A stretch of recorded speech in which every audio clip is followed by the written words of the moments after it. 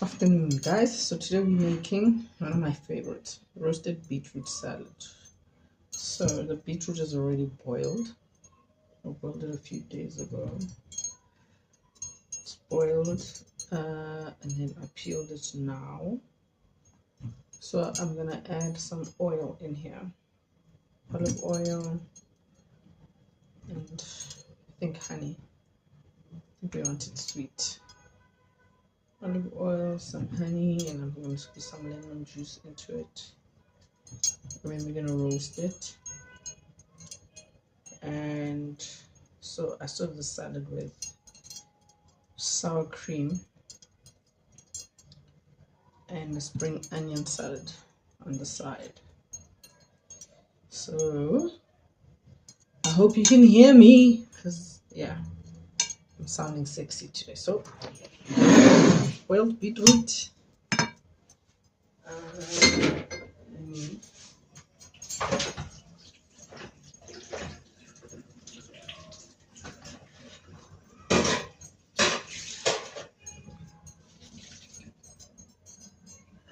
Okay, so there's our boiled beetroot. Some olive oil.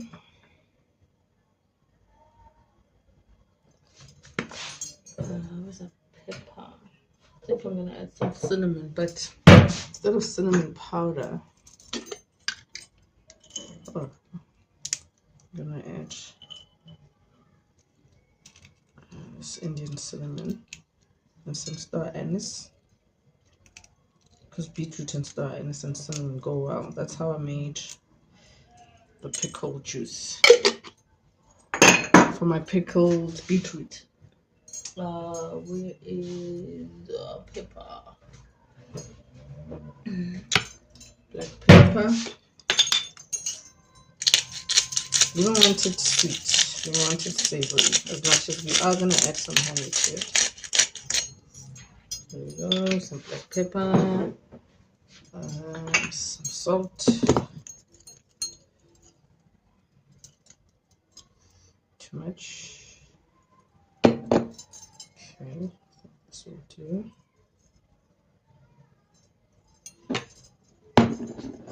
Some salt.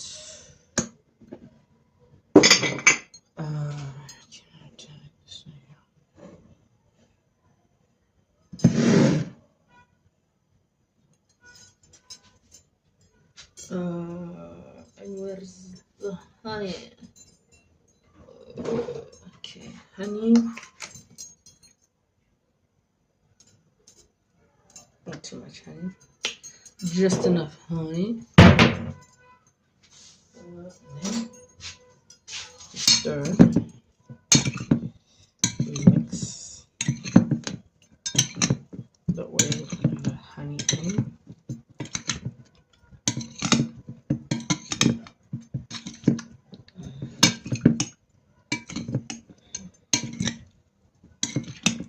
Lemon juice.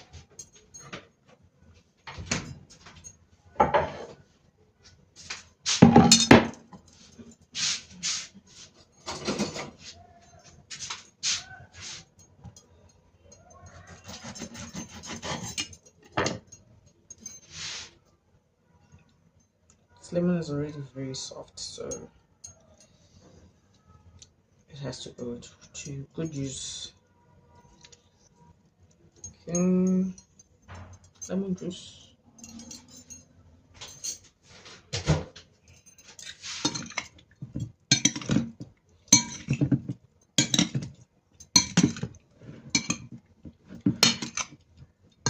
So I'm gonna let it sit for a bit while the oven preheats, so that the flavors can soak in.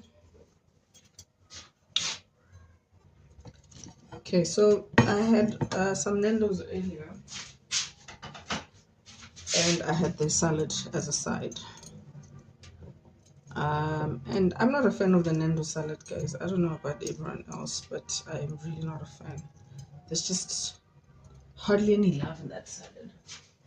So I take out, I just leave the olives, and I take out the cucumber, the tomato, And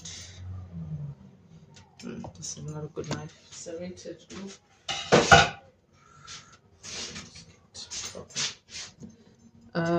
Yeah, so Nando salads have no love, and I don't add feta anymore.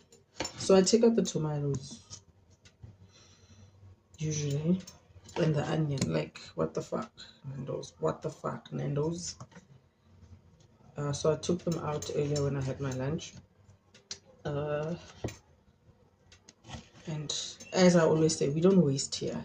We reuse everything. So I'm going to use it to make the salad. So the salad is going to have the tamati, the onion. I'm adding some yellow pepper, cucumber, and some spring onion. My very own spring onion. I'm growing my own vegetables in a bucket because I am not with a yard right now. I'm in a flat. So tomatoes in. Yes, we took out this part. Whatever salad you make sure you take this part out because it's just gonna make everything wet. Tomatoes out. Okay, and then we just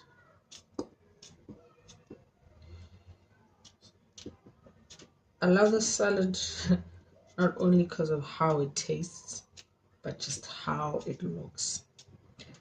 So I'm already stuffed from lunch. I'm gonna just present it for you to see how it looks. Or not, I don't have to actually. You'll see the end result in the thumbnail as per usual. Okay, so we just roast the beetroot. So I don't roast it the same day I boiled it. I let it sit in the fridge for a couple of days just to sort of get rid of all that water. And then I will rinse it to, I don't know, soften the skin off. But you don't have to really rinse it because that just adds more water to it. So I just cut the skin off the sides. Like peel it, like how you would peel a potato with a paring knife. Okay, some onion, Nando's Mara. How the hell? How? Like, why the big rings? Yes, we understand you're trying to be different. And we love you for being unique, but no, your salads are whack. No love. But I appreciate that you add some rocket to your salad sometimes. Okay.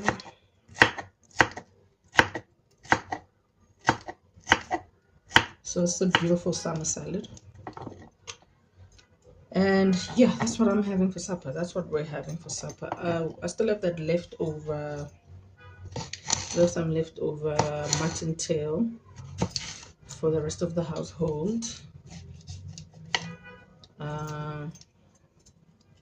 So I might just serve that with tortilla wrap or flatbread for him to have, for Nju to have with his mutton tail, because he's been having it with pap. Just so that it's different, because he's gonna have his Nando's with pap. So can't have too much pap. I'm not a fan of pap. So the reason why I'm not a fan of pap is because it's one of the major reasons why our grandparents and our parents suffer from high blood pressure and other things, because the pap that we use now, or the meal that we buy now, is not it. It's all artificial. It's like the white bread to brown bread, bleached basically. Remember, there was a time where you had meal and you could see a bit of yellow in it. There was a time when meal was just yellow because it's made from mealies. And mealies are what? Even dried mealies. When you dry a mealie, it goes yellow. It turns yellow. When you boil it, it turns yellow. So that's the original color of meal. Now, we don't have that anymore because a lot of our mealies are exported to other motherfuckers out there, not kept for their own people. But until I can make my own pap, or I can officially located in the rurals where I can get the original one. We just use the mealie meal that we can buy from the shops. So I refrain from eating pap. I eat pap, I think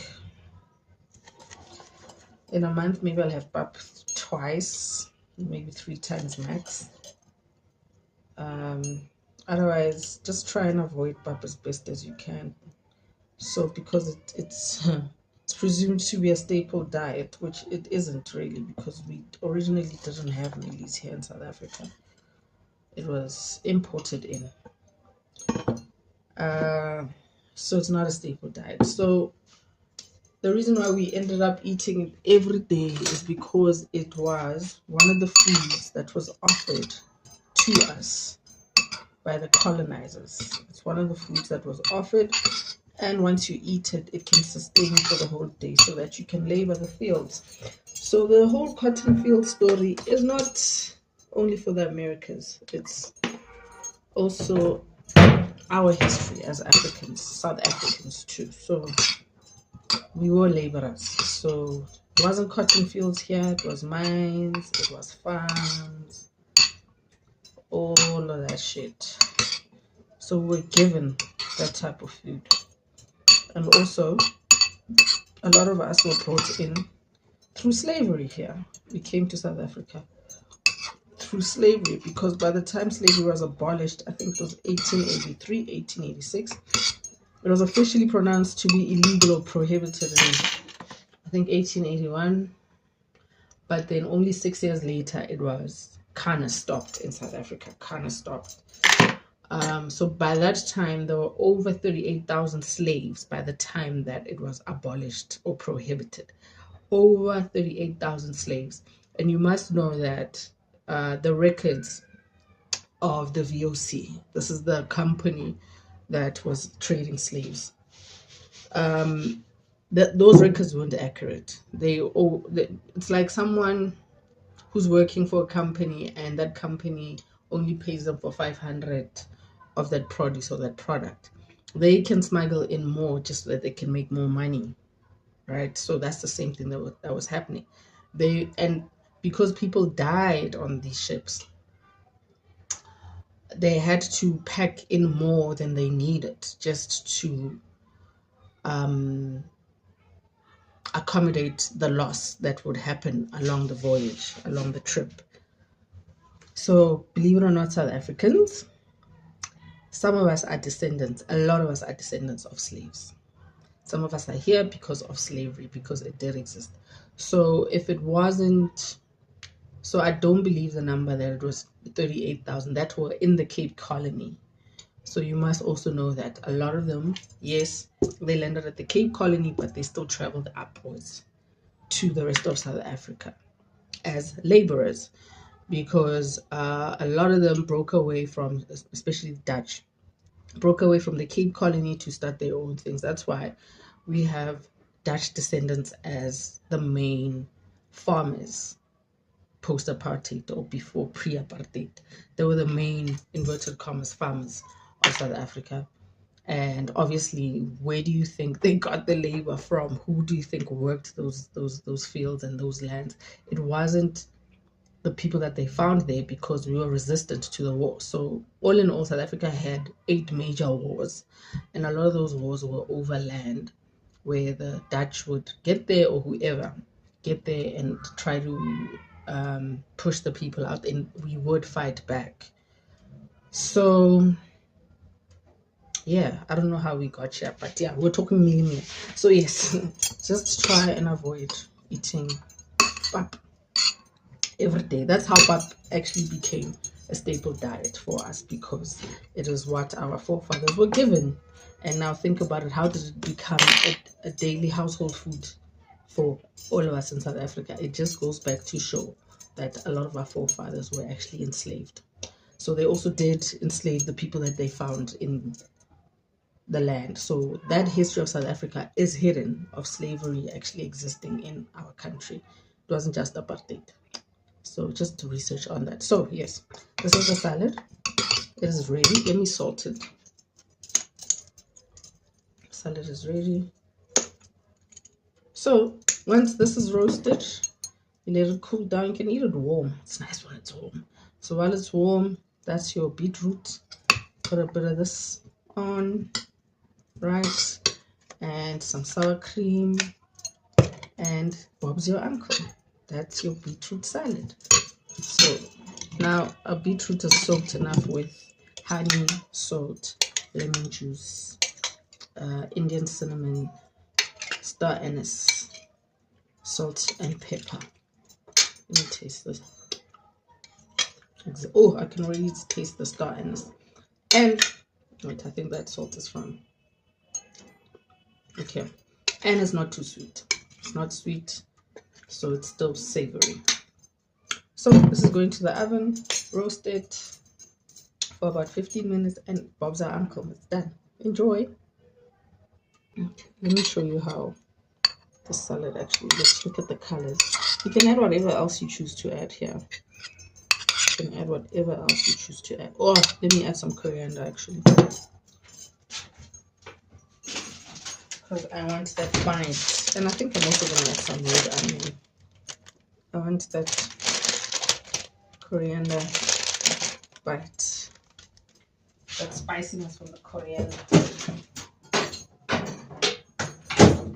Red onion. I don't want too much, just enough. Where are we? There we go.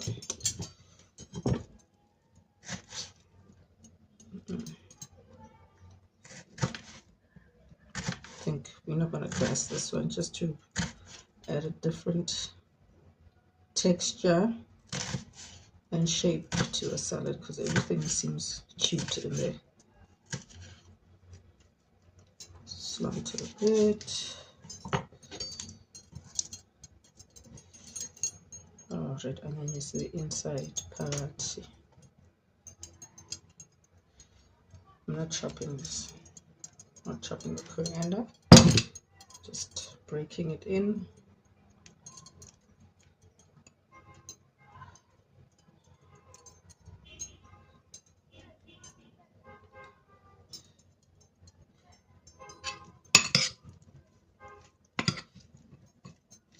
I'm gonna need some more acidity actually in here. What's that lemon? What is the lemon?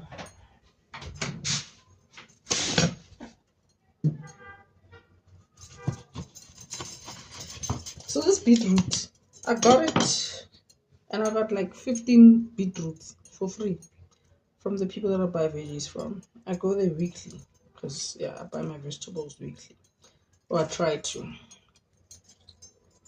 because I use everything that I have until it's done,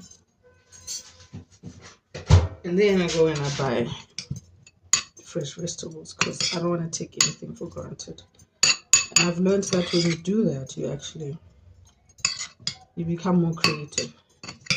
So I like just shopping smart. So there we go. Olive oil, whatever vegetables that can go. So nothing soft. It's all things that have crunch and very strong flavors, because there's like 3 different onions in there. There's green onion, there's brown, and there's red.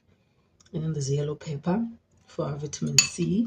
And then there's cucumber for our aqua. Cucumber is not, it's the least of my favorite vegetables, but hey, thank you, Nando's. And then we have our acidity from the lemon juice. We have our salt in there. We have our olive oil, black pepper. Guys, black pepper is the future. Fuck what you heard. Fuck what you heard. Black pepper is the future. Black pepper. Mix on my green one. And there we are. I just want to check. Another thing you can do with sour cream, you can make spinach. Cream spinach with sour cream. Not cream. It's one of my favorite things. It's delicious. I love sour cream. So I just want to test. It will taste everyone.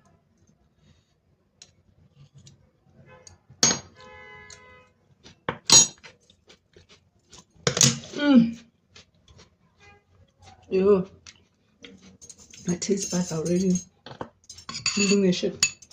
So, just in the coriander, the onion. So this plus that beetroot with the cinnamon and the star anise and the honey. Perfection. Enjoy, guys.